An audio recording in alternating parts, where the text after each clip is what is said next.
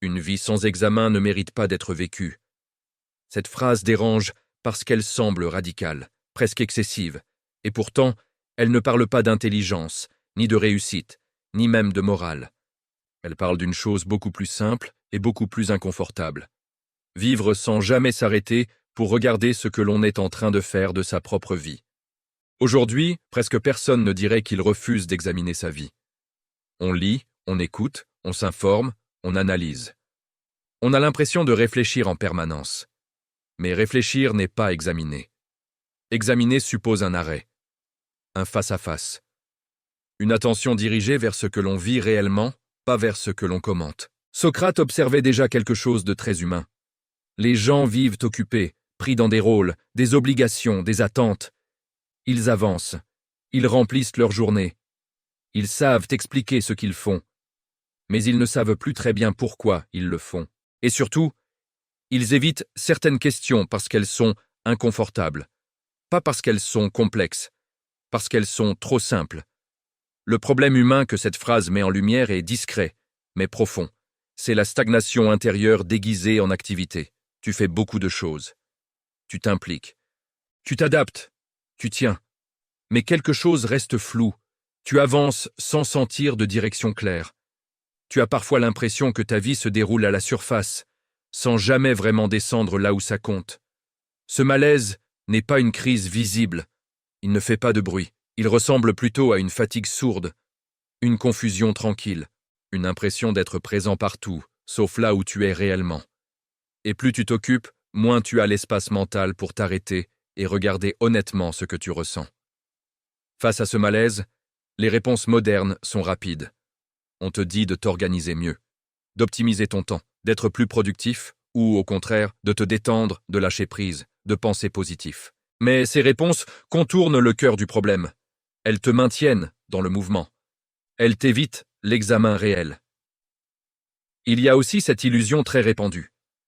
Croire que se poser des questions va bloquer l'action. Que réfléchir, c'est perdre du temps. Que l'examen intérieur est un luxe. Pourtant, ce que Socrate observait, c'est l'inverse. Une vie non examinée ne manque pas d'action. Elle manque de cohérence. Elle devient une suite de réactions. Tu réponds aux urgences. Tu t'adaptes aux circonstances. Mais tu ne choisis plus vraiment. Examiner sa vie ne signifie pas tout remettre en cause brutalement. Ce n'est pas une introspection permanente, c'est une posture, une manière de rester attentif à ce qui se passe en toi pendant que tu fais ce que tu fais déjà. C'est remarquer les moments où tu te forces, les situations où tu te dis que ça ira, alors que quelque chose résiste intérieurement.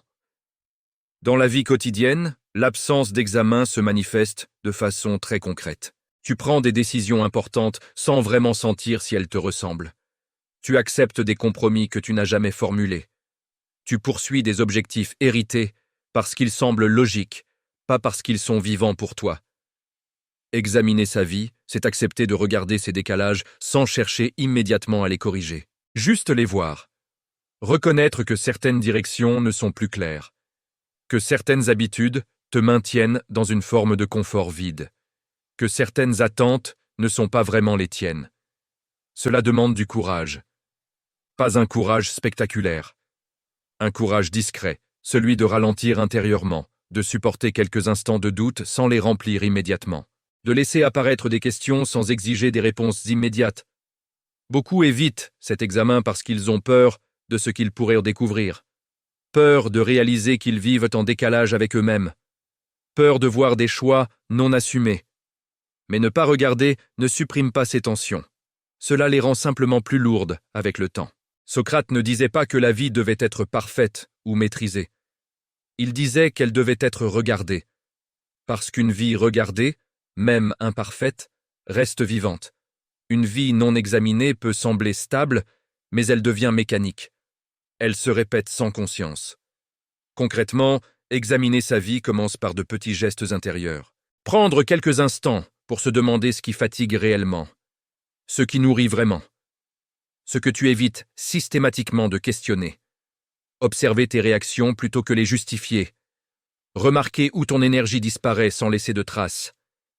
Il ne s'agit pas de vivre dans l'analyse constante, il s'agit de ne plus vivre dans l'évitement. d'accepter que certaines réponses ne viendront pas vite, et que ce n'est pas grave. Parce que parfois, c'est la qualité de la question qui transforme la manière de vivre, pas la réponse elle-même. À la fin, cette phrase ne condamne pas. Elle invite. Elle rappelle simplement que vivre, ce n'est pas seulement fonctionner. C'est être présent à ce que l'on traverse. Même quand ce n'est pas clair, même quand ce n'est pas confortable. Peut-être que l'examen ne te dira pas immédiatement quoi faire, mais il peut t'éviter de continuer trop longtemps dans une direction qui ne te ressemble plus. Si cette réflexion a ouvert quelque chose en toi, d'autres pensées de ce genre t'attendent ici, pour continuer cette pause intérieure, sans urgence.